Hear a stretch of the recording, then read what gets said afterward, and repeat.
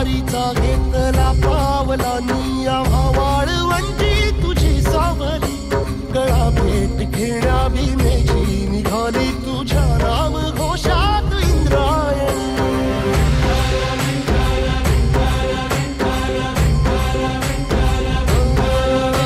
भिडे आसमंती ध्वजा वैष्णव